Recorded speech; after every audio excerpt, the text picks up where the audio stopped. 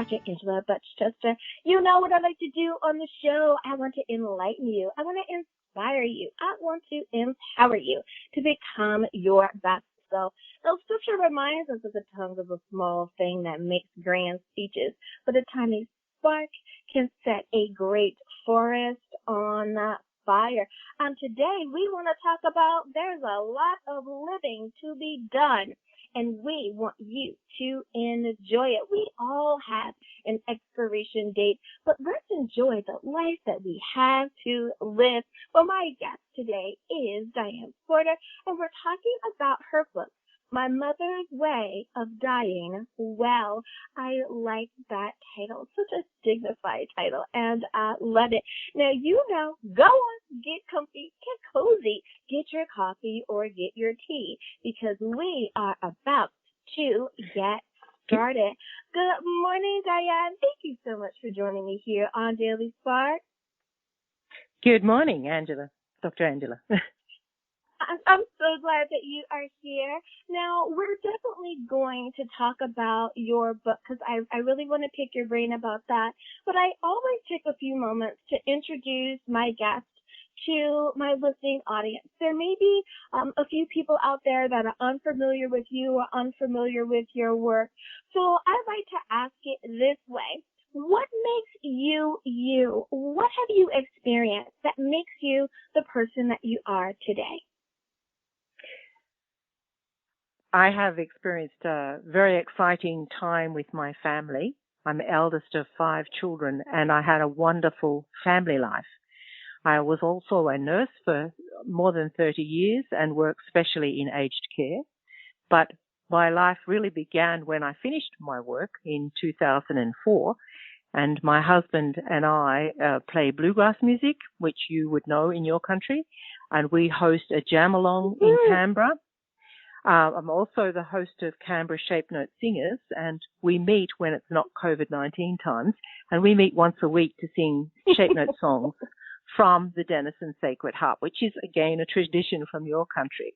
But the thing I love is to build communities. So I'm also the founder and leader of Canberra Christian Writers Group, and I founded that group because I found once you've written your work, you have to get it published.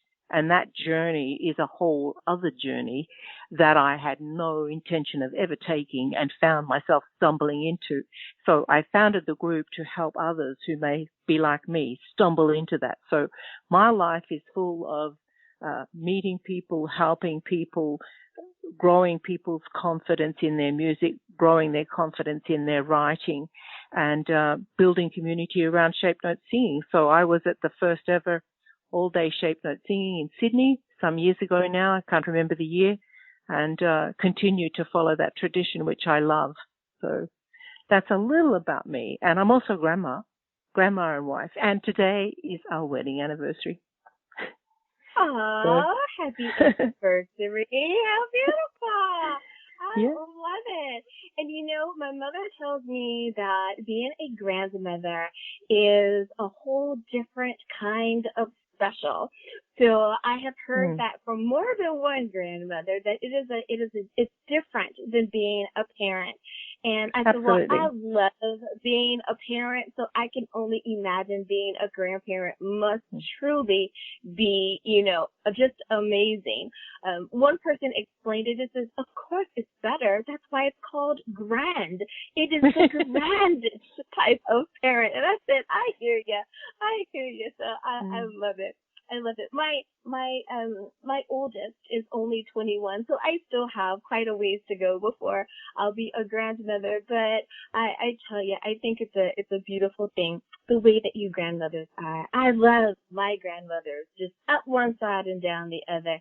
So I know that is definitely a special title there. Now, speaking of titles, being an author, now, not quite about your book, but just being an author in general, is that something that you always wanted to do, or did you find that it was just the next thing on your journey through life? Well, I absolutely did not ever expect to be an author. I was a poor English student. I was in the lowest grade of English at school. I hated it, really. And one of the hardest things to do with writing is editing, and I usually outsource that because I hate that part. But I love the writing part. I'm an accidental author. What happened to me was when I got hit with the hard emotions of life, which happen when you are growing, when you're a mother. I had miscarriages, for example, in my early married life, and just the normal traumas of life. I found at those times I couldn't talk. So I began to write. So I would write a letter to myself saying, okay, how are you feeling? Can you tell me about it, please? And then try and listen to myself because I seem to seize up on the inside. So the letters to myself, I found when I saw someone with the same problem, I would share them the letter I wrote to myself, and they found my letter to myself helped them with their self. So it became a life habit, and I've been a journal keeper for my whole life, really, because of this challenge. When I get hit with a strong emotion, I seize up. I can't talk. I find it so hard. So being an author in this case was a result of my writing my letters to my husband, because he would ask me in the morning, how are you? And it seems such an innocent question. And the next minute I'm a blubbering mess and can't talk and crying. And I think, oh, this is just so frustrating. I said, go to work. I'll write you a letter. So I could sit down at the computer and write while I cried. I just had to keep away from the keys and have a box of tissues beside me. So I wrote and cried at the same time. Send him the email. He would read it at lunchtime, process what I'd written, come home and say, I really liked what you said about this, but I don't understand this bit. I said, I'll write you another letter tomorrow. So this is how we communicated all the really difficult things, particularly during the time my parents died and my mother was dying, and also when my husband died, while my husband's father died while my mother was in the hospice. So he died 3 weeks before my mother died, my husband's father. So there was a lot of really intense stuff happening here. Yeah. And my husband would come home from work and say, you know, I'm a librarian. I catalog books all day. You've got to write a book. This is so good. People need to know this stuff. And I thought, oh, gosh, do they really? And then I went, okay, well, he's a librarian. He ought to know. Maybe I'm an author. So I started to think about all the things I'd written from the point of view of writing a book, and then review my letters to myself and to other people from the point of view of writing to the reader. So in a way, it's a huge letter to the readers about my experience of my mother's way of dying and why I considered a way of dying well. Does that make sense? It does. It does. And I like how the two of you were able to use a platform that was comfortable, that was mutually understandable and relatable to each other, and allow you to be vulnerable yet secure all at the same time. It's such a beautiful exchange. I love that. And thank you for sharing that explanation with us. I love it. So the title of your book, did you find that the title of the book came to you first? How did you decide that would be? Let me kind of back out a little. I know that sometimes with authors they will say, I thought I had the title, but come to find out that was just the working title because I've changed the title 4 or 5 times, and it actually didn't come until the last period of the book, and I realized, aha, I have it. That's what I'm going to title the book. Others have said, oh, I received the title of the book, but then I had no information for the book. But I knew that these words was going to be an awesome book. I simply had to figure out what I was going to write about it. How did you come about the title? At what part of the process did it come to you? Originally, My journal is called Postcards from My Soul. So that's the name of my journal. That's where I write my postcards to myself. When this had to become a book, I had to think about what is universal. How do I take what is personal for me and make it universal for everyone? So the title came after many hard yards. I did more than 6 months of thinking through what is it that I have gone through that everyone goes through. So I did courses on keyword searches, what might be my book. I saw grief counselors. I saw other authors as well and tried to get a feeling for it.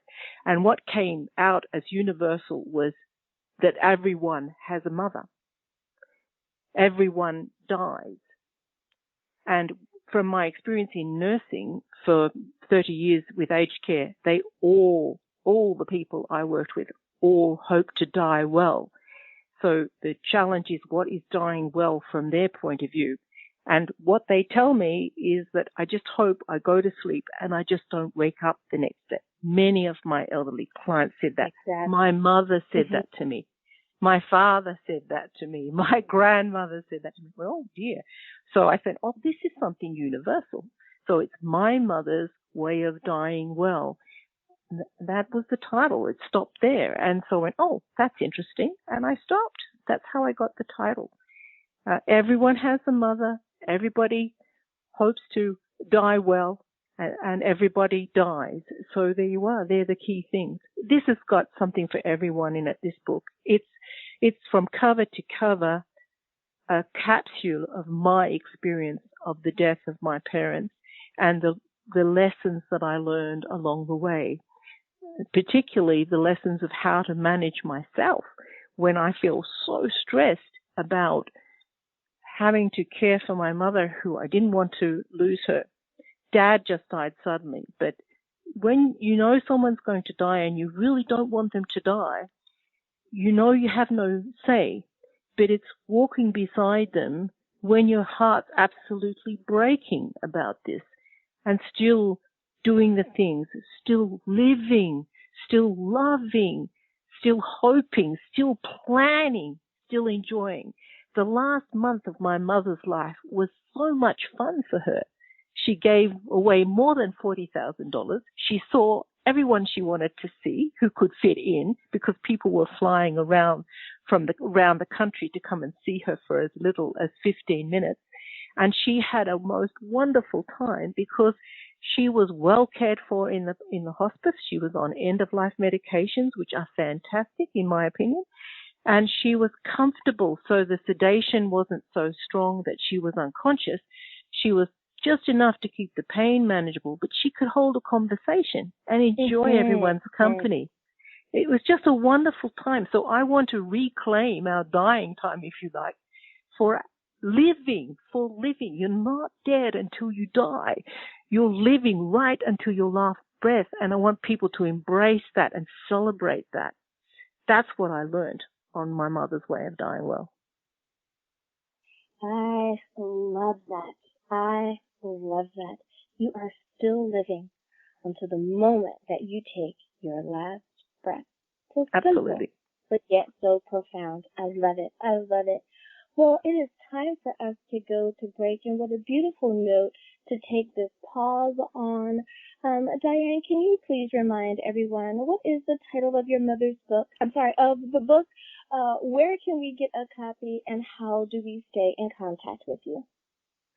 Okay, the book is called My Mother's Way of Dying Well. You can find it on Amazon.com. You can find it on Ex Libris. I also have a website for My Mother's Way of Dying Well, and it's on Facebook under the name My Mother's Way of Dying Well. My name is Dianne Porter, and that's about it. Alrighty, listeners, now you know where you can get a copy of the book. We'll be back.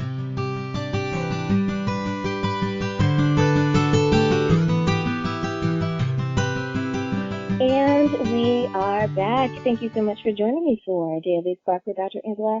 I am your host, Dr. Angela Dutchchester.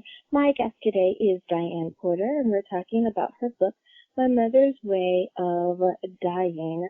Wow, and such a beautiful and profound nugget of wisdom there that you left us with before the break. Thank you for doing that. My next question to you is, what would you say to people today? They know that they're in hospice care, or they're loving someone who is at that end of life steps are right there. What would you suggest to them? Mostly, I like to listen to them.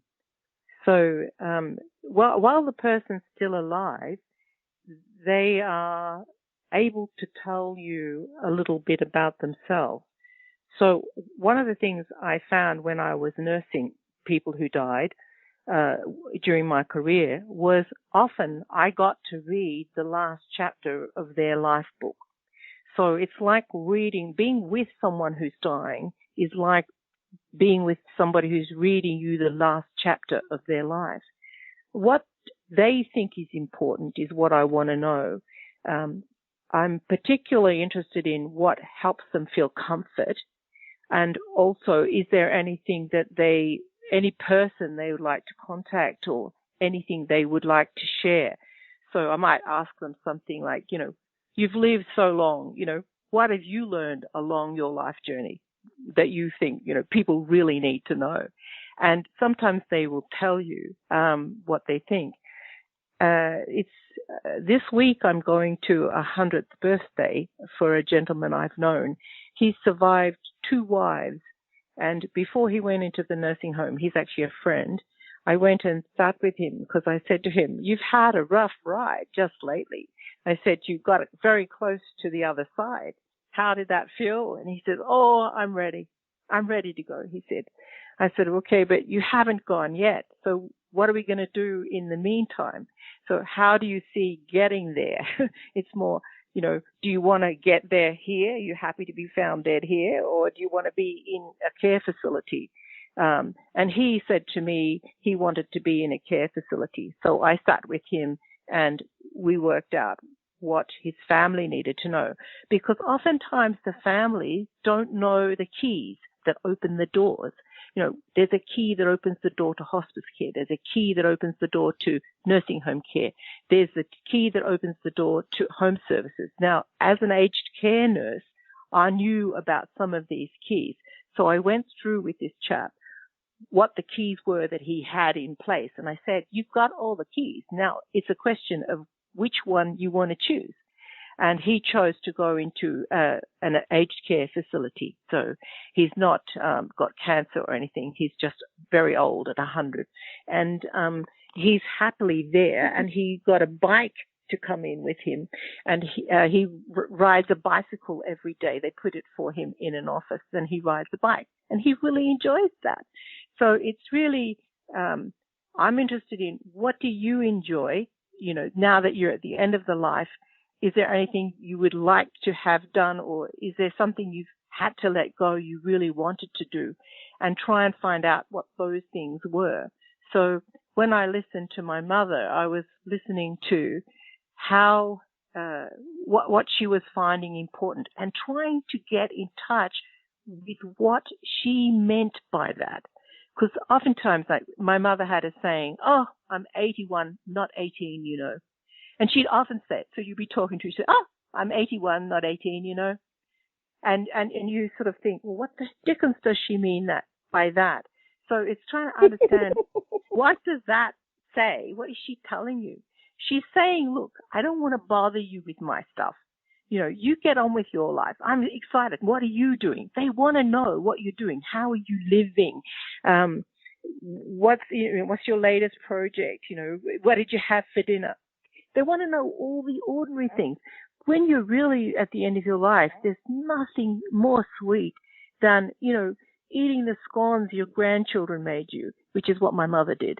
Because the grandchildren made them in Sydney. You drove all the way to Canberra with these scones, just especially for her, because they used her recipe from her recipe book. And she loved that. So she loved seeing their patchwork quilt work that they were doing, the ultrasound of the next baby that's coming along, the marriage plans with my son, who was about to get married just after she died. And she loved all that ordinary stuff. She just loved sitting there holding your hand, being with you. You know, it's simple pleasures. It's the things you think, oh my God, this is so ordinary. How could it possibly be interesting?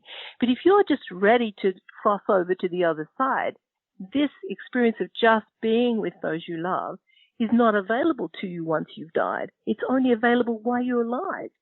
So, you know, I'm so grateful my mother chose to let me walk beside her while she was dying, because that was a real privilege. And I would say to anyone, if you have a chance to walk beside someone who is dying, grab it with both hands.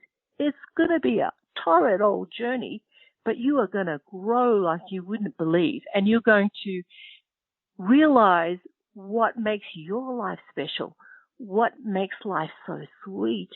And often it's something as simple as having a cup of tea with a friend. So they're the kind of things that I do. So something I often do with someone who's quite sick is I say, can I make you a cup of tea? And make a cup of tea, or I'll take some sandwiches with me if I go to visit, if they're still at home. When they're in a hospice or in the hospital, they're under hospital sort of rules and there's different stuff. But you can go and just say, look, I was passing. I thought I'd pop in for 5 minutes and see how you're traveling. Just things like that. It's just being with them and really listening. Absolutely. And I'm so glad that you mentioned that. So perhaps my listeners don't even know why I say what I say when I start each bit of my show. They do know that I talk about my grandmother all the time, my maternal grandmother, whom I simply adored.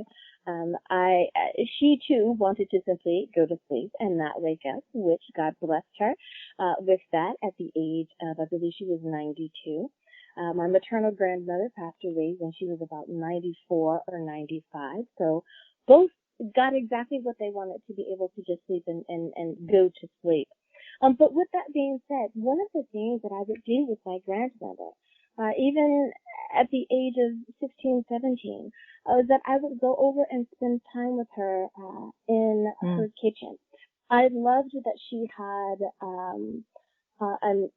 a little breakfast nook area in her kitchen, and we could sit down at the table and we could have tea or coffee and pie or cookies or whatever it is that she had made for that particular day. Grandmothers of that era, my grandmother was born in 1903, you know, they always had some goodie, some yummy there for a visitor that would come by, to be able to have that bit of hospitality and care with you. And that was something that we would do. So when I say, get your coffee, get your tea, let's get comfy and cozy, because we're about to get started. I know in the wintertime, she would switch the seat and sit next to the radiator because it was warmer there. So she could be comfy and cozy as she got older. So in that, it does make a difference. Those memories that you share, those things help shape you into the people that you are. And you are so right. If you have an opportunity to walk with them, please walk with them, because I know that I can't stop talking about my grandmother, because she made such an impact on my life. And it is those simple things that that have a huge impact on you. So thank you for reminding us of that. My next question for you is, now that you have written the book, you're a published author with this beautiful work, and you're sharing it with others, and you're reminding us, especially even in this time of COVID-19, that though we may not have someone dealing with illness, slowing down and taking advantage of this, we can't have things the way they used to be, this new normal of ours, and being able to slow down and enjoy each other. For someone who's picking up a copy of your book, how does your book help the reader to understand, to plan and to have their own moment of walking with that special person? I think it's planning to be there. One of the principles we applied was what I call the 7 Ps. And this was taught to me by an SAS officer. And he said to me, Di, you have to live the 7 Ps. Prior, preparation, and planning prevents piss poor performance. He was a military man, so they used fairly graphic terms. I've never forgotten what he said. So while I was with my mom, we would apply the 7 Ps to whatever situation we faced. So getting the funeral plan done. They had their funeral plan done 9 years or so before Dad died, and they had an enduring power of attorney, and so we all in the family knew what they wanted. So it's having conversations about death and about what you want after you've died. I'm not saying these conversations are easy. They aren't, because I had a lot of mine over the phone with my mom with a box of tissues beside me, because I found it really hard to face the fact Mum and Dad would die. I didn't want them to.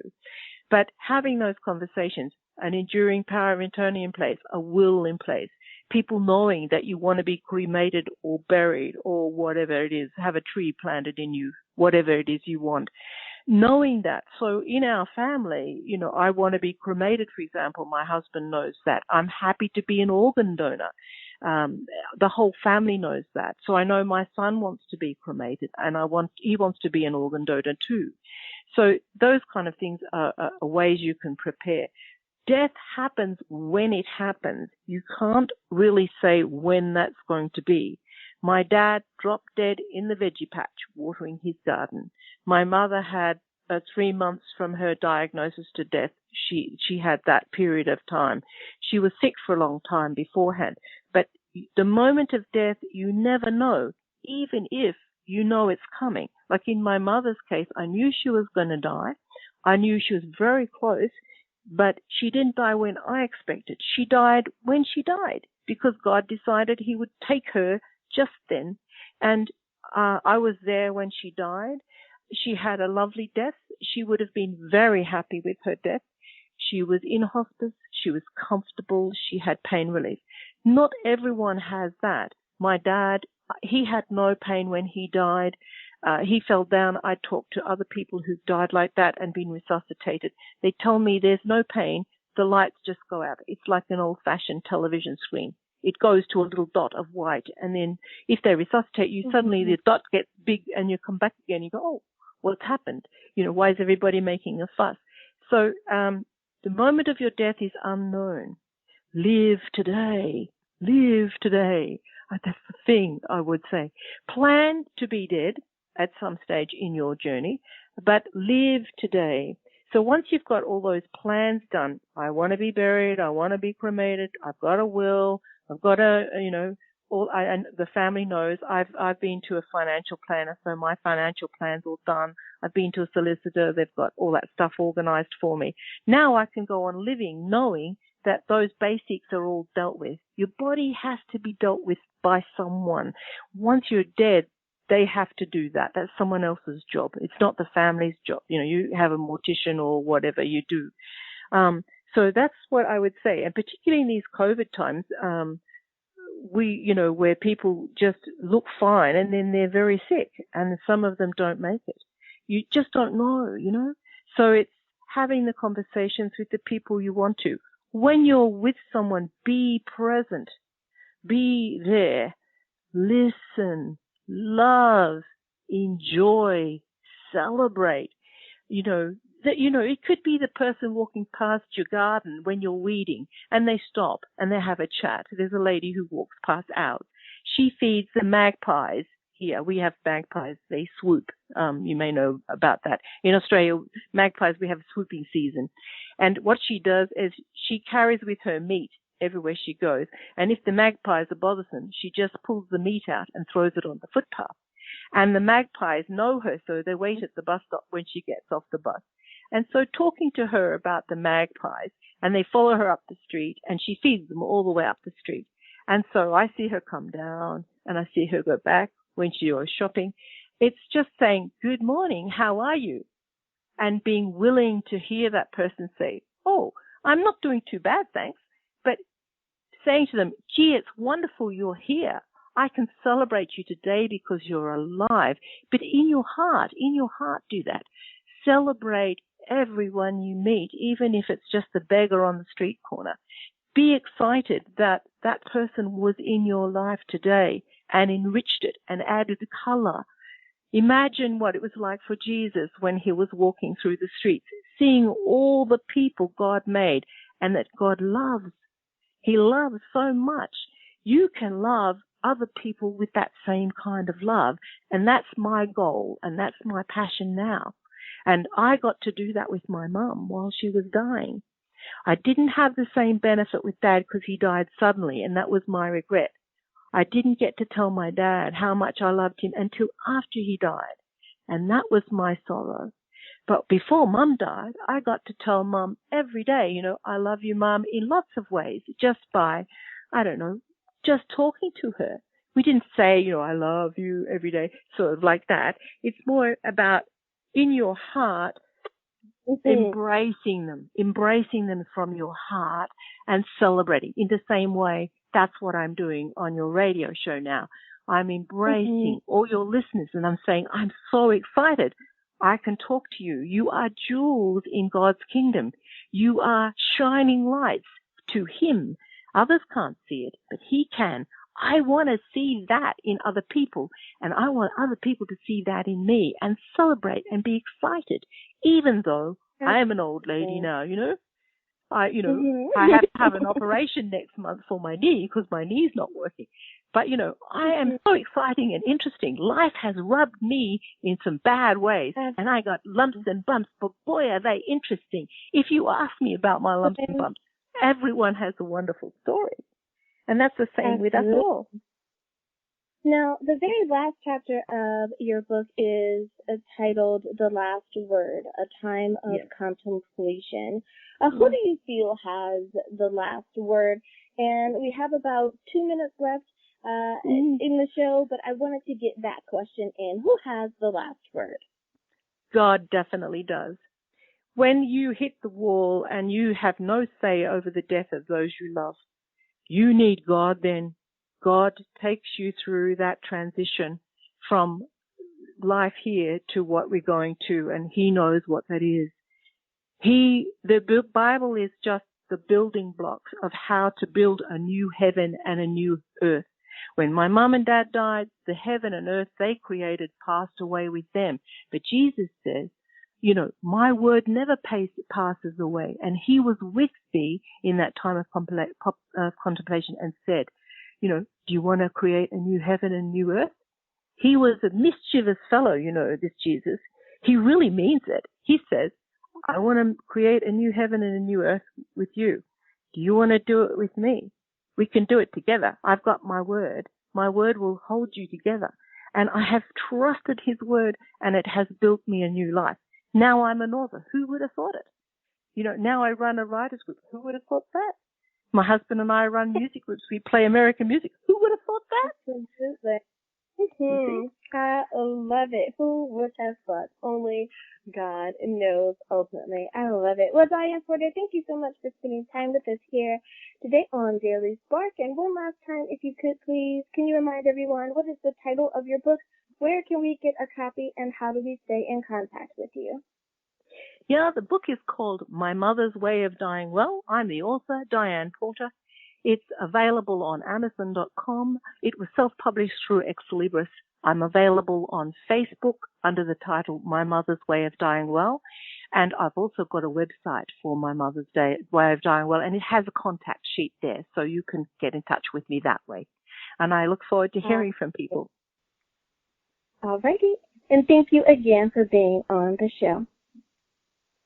And listeners, thank you as well for spending time with us here today. As always, may the Lord continue to shine his face upon you.